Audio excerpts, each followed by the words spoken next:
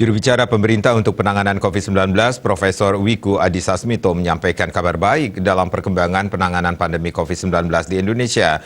Kabar baik ini datang dari sektor perekonomian nasional dan pariwisata yang mulai pulih. Wiku sebagaimana dikutip dari keterangan persnya, kedua sektor ini menunjukkan peningkatan di tengah masa transisi yang semakin terkendali dan diikuti kebijakan yang adaptif untuk peningkatan ekonomi global. Berdasarkan data Badan Pusat Statistik BPS Ekonomi Indonesia pada kuartal 1 tahun 2022 mengalami pertumbuhan 5,01%. Angka ini meningkat dibandingkan saat awal pandemi 2020 dengan angka hanya 2,97% secara tahunan years on year. Ekonomi nasional harus terus ditingkatkan dalam upaya untuk bangkit dari pandemi.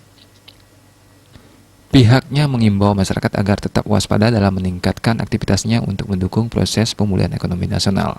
Kabar baik yang kedua, pemerintah terus berupaya meningkatkan kerjasama luar negeri dalam upaya pemulihan ekonomi, salah satunya melalui sektor pariwisata dan ekonomi kreatif.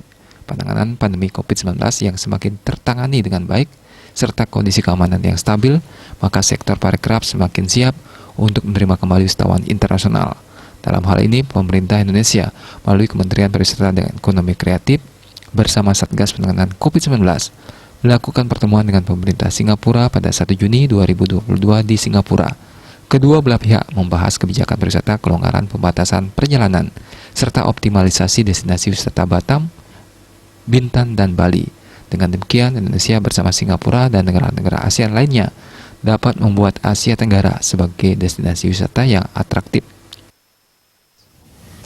Pemerintah berupaya keras untuk meningkatkan sektor ekonomi masyarakat, diantaranya dengan merelaksasi kebijakan PPKM leveling di semua kabupaten kota yang hampir seluruhnya berada di level 1, dan sektor pariwisata dengan tidak diwajibkannya lagi melampirkan bukti kepemilikan asuransi kesehatan bagi WNA yang hendak berkunjung ke Indonesia.